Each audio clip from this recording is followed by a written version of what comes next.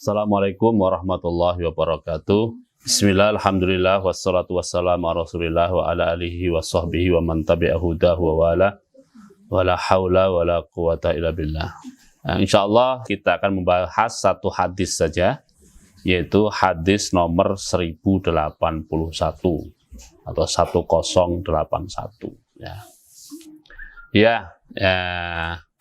Jadi satu hadis saja nomor 1081 atau 1081. Wa an Abi Hurairah radhiyallahu anhu qala Rasulullah sallallahu alaihi wasallam inna awwala ma yuhasabu bihil abdu yaumal qiyamati min amalihi salatuhu.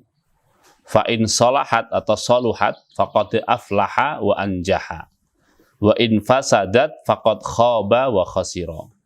Fa in taqassa min faridatihi syai'an, atau riwayat lain syai'un, qala rabbu azza wa jalla unzuru hal li 'abdi min tatawwu'in fayukammalu minha man taqassa minal faridati summa yakunu sa'iru a'malihi, riwayat lain mengatakan sa'iru amalihi ala hadza, rawahu Tirmizi wa qala haditsun hasanun. Ya, hadis ini diriwayatkan dari Abu Hurairah radhiyallahu anhu, semoga Allah meridhai Abu Hurairah. Qala Abu Hurairah berkata, qala Rasulullah sallallahu alaihi wasallam. Rasulullah sallallahu alaihi wasallam bersabda, inna awwala ma yuhasabu bil abdu yaumal qiyamati min amalihi salatuhu. Inna awwala ma yuhasabu bihi, sesungguhnya yang pertama kali dihisab al abdu, ya, dari seorang hamba dihisab yaumal qiyamati pada hari kiamat min amalihi dari amal hambanya itu salatuhu adalah salatnya, ya. Jadi di akhirat nanti akan ada momentum namanya momentum hisab. Hisab itu maksudnya dihitung, hisab itu diaudit. Nah, yang mengaudit adalah ya tentu Allah Subhanahu wa taala. Yang dimaksud diaudit di situ adalah dilihat sisi baiknya, dilihat sisi positifnya, dilihat sisi negatifnya, sisi buruknya, dan sisi kurangnya. Nah, dihitung satu persatu, ya. Pada tahun sekian, bulan sekian, hari sekian, jam sekian, si hamba ini melakukan apa saja. Dihitung satu persatu. Bahkan di surat Kahfi itu la yughadiru shaghiratan wala kabiratan illa ahsaha. Jadi hisabnya nanti, walaupun itu ayatnya terkait dengan masalah catatan, ya, tapi catatan itu juga nanti terkait dengan hisab. Ya. Hisab itu nanti tidak ada sesuatu yang besar ataupun yang kecil, kecuali semuanya akan dihitung. Ya. Dihitung bobotnya berapa, nilainya berapa.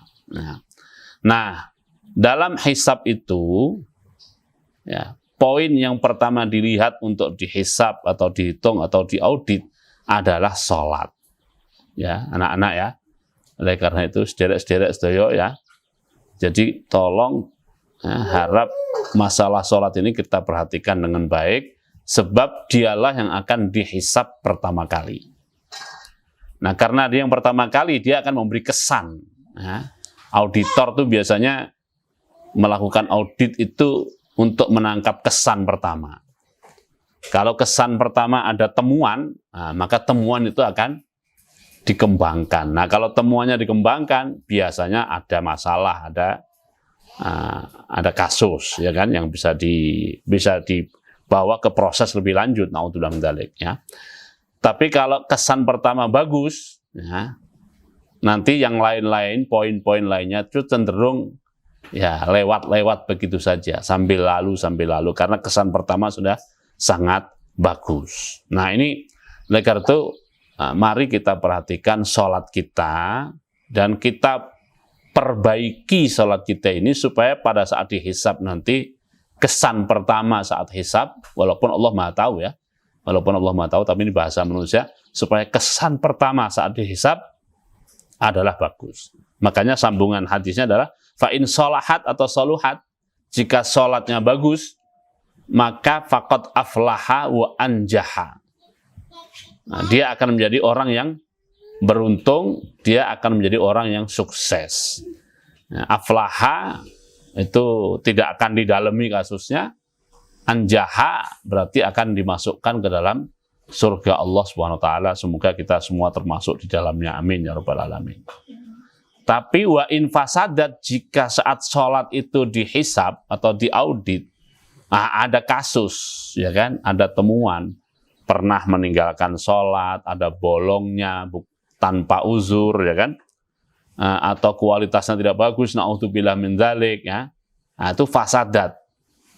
Ini kalau bahasa politiknya fasadat itu korup, ya. Kalau sholatnya dikorupsi, ya. Nah, korupsi pada sholat itu kan macam-macam. Korupsi pada sholat macam-macam. Mungkin wudunya yang dikorupsi, ya. Nah, karena wudu syarat sholat. Mukanya nggak dibasuh rata, tangannya nggak dibasuh rata, takbirnya asal-asalan, rukuknya asal-asalan, ya. Bahasa dalam riwayat lain itu, ya, jidatnya saat sholat itu karena terlalu ngebut itu seperti ayam jago yang notol-notol sesuatu. Nah, sekedar notol-notol begitu saja itu. Nah, kalau seperti itu berarti kan korup. Nah, ada korupsi dalam sholat. Nah, itu dalam dalik, ya. Maka yang terjadi adalah faqad khaba wa khasira. Sungguh sang hamba itu akan merugi yang benar-benar merugi. Khaba, ya, kecewa, wa khasira, dan khaba menyesal juga bisa, wa khasira dan merugi. Nah, itu kalau hasilnya bagus atau buruk. Nah, bagaimana kalau ada masalah, ya? Jadi nggak buruk-buruk amat, tapi juga nggak bagus-bagus amat, gitu gimana? Nah, ini lanjutan hadisnya. Fa in intaqasa min faridatihi syai'an atau syai'un, ya. Jika pelaksanaan sholat fardunya itu ada kekurangan sedikit, ada kurang-kurangnya lah, gampangnya gitu, maka qala Rabbu, Allah berfirman azza wa jalla, hadis qudsi berarti, unzuru hal li abdi min tatawu'in fayukammalu minha man taqasa minal faridati, ya. Tolong dilihat, tolong dicek lagi, ya, diperhatikan lagi tentang sholat hamba itu, dia pernah nambah sholat sunat nggak? Nih Kak Maya, nambah sholat sunat nggak? Kalau dia pernah nambah sholat sunat, maka yukammalu minha man taqasa minal faridati. Kurang-kurangnya yang fardu itu akan disempurnakan atau ditambal dengan yang sunat-sunat. Nah, sunat ini ada 2 jenis, ya, atau boleh juga disebut 3 jenis, ya. Ada sholat sunat yang berkaitan dengan sholat fardu, namanya sholat rawatib, ya, sebelum dan sesudah. Qobliyah dan ba'diyah. Qobliyah dan ba'diyah ini ada 2 macam, ada yang mu'akkadah, ada yang ghairu mu'akkadah. Kalau dalam fikih Syafi'i yang beredar di Indonesia, yang mu'akkadah itu 10 rakaat, ya. Sebelum zuhur 2, ya, setelah zuhur 2, setelah maghrib, setelah isya, dan sebelum subuh. Nah, kalau mazhab atau pendapat Syafi'i, sebagian Syafi'i yang lain, itu yang mu'akkadahnya 12. Karena sebelum zuhurnya 4. Sebelum zuhurnya 4, ya. Lalu yang mu'akkadah itu adalah, ya, bagi yang 10 tadi berarti tambah 2 sebelum zuhur. Kalau yang sudah 12 berarti tambah 2 lagi setelah zuhur, ya. Lalu qobliyah asar, ya, bisa 2 bisa 4, lalu qobliyah maghrib, lalu qobliyah isya. Nah, tidak ada ba'diyah subuh tetap, ya kan? Nah, itu yang ghairu muakkadah. Itu namanya sholat sunat rawatib. Ini perlu kita lakukan, ya. Nanti gunanya untuk apa? Untuk menggenapkan atau melengkapi, untuk menyempurnakan kekurangan-kekurangan pelaksanaan sholat fardu. Ada sholat sunat yang tidak rawatib, ya. Sholat tarawih, sholat tahajud, sholat witir, ya. Sholat tasbih, sholat 2 hari raya, sholat gerhana, sholat minta hujan, ya. Ini semuanya sholat-sholat yang tidak rawatib, Nah, ada satu lagi kalau mau disebut 3 jenis, namanya sholat sunat mutlak. Yang ngasal aja sholat gitu ya. Nah, tidak ada angin, tidak ada hujan, tidak ada sholat fardu tapi kita sholat, tidak apa-apa. Nah, itu namanya sholat sunat mutlak. Nah itu semuanya, semua sholat, semua jenis sholat sunat itu nanti fungsinya adalah untuk yukammalu minha man taqasa minal faridoti, ya, menyempurnakan yang kurang-kurang dari pelaksanaan sholat fardu. Nah, kalau hisab atau audit sholatnya ini sudah selesai, ya, baru summa yakunu sa'iru a'malihi ala hadza, atau sa'iru amalihi ala hadza. Baru kemudian amal-amal selain sholat itu satu persatu dihisab. Modelnya sama dengan sholat. Maksudnya yang wajib-wajib dulu dihisab. Kalau bagus, sukses, ya. Kalau buruk, naudzubillah min dzalik, khaba wa khasira. Kalau ada kurang-kurangnya dilihat ada sunat-sunatnya enggak. Kalau zakat, sunatnya berarti kan sunatnya sedekah dan infak. Kalau puasa, sunatnya ya puasa sunat, ya kan? Nah, nanti ada puasa Syawal, ada puasa 3 hari tiap bulan, ada puasa 9 hari pertama bulan Dzulhijjah, ada puasa Muharram, ya. Nah, ada puasa Senin Kemis. Nah, itu semuanya puasa-puasa sunat. Fungsinya nanti untuk melengkapi kekurangan-kekurangan puasa wajib. Begitu juga haji, ya. Haji wajib, haji sunat. Termasuk dalam sunat juga adalah umroh, ya. Itu.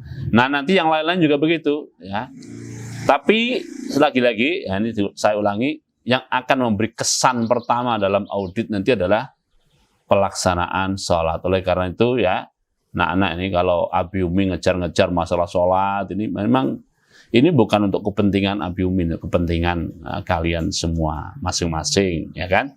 Nanti kalau kalian semua bagus, ya insya Allah kita akan ketemu di dalam keadaan yang lebih baik lagi di akhirat nanti, amin ya rabbal alamin. Begitu juga saudara-saudara yang lain, kalau kita ngejar-ngejar pelaksanaan sholat itu, ya ini untuk kepentingan masing-masing, ya. Semoga kita nanti semuanya dikumpulkan sebagai orang-orang yang ahli sholat, alladzina hum fi sholatim khushu'un, yang bagus dalam sholatnya, ya. Ini pembahasan kita pada hari ini. Kita tutup dengan doa bersama, ya. Rabbana ja'alna muqimis sholati wa min dzurriyyatina Rabbana wa taqabbal du'aana Rabbana ighfir lana wa liwalidina walil mu'minina yauma yaqumul hisab. Ya Allah, ya Rabb kami, jadikanlah kami, diri kami, keluarga kami, anak-anak kami, saudara-saudara kami, ya, kerabat-kerabat kami sebagai orang-orang yang selalu menegakkan sholat, ya. Ya Allah, semoga Engkau berkenan menerima doa dan sholat kami. Ya Allah, berikanlah pengampunan dan rahmat-Mu kepada kami. Semoga kami semuanya termasuk orang-orang yang selalu mendapatkan rahmat-Mu. Itu yang bisa kita bahas pada hari ini. Semoga ada manfaatnya. Kurang lebihnya saya minta maaf. Aku qouli hadza wa astaghfirullahaladzim wa lisal muslimin fastaghfiruhu innahu ghafurur rahim. Wallahul muwaffiq ila aqwamit thoriq. Wassalamualaikum warahmatullahi wabarakatuh.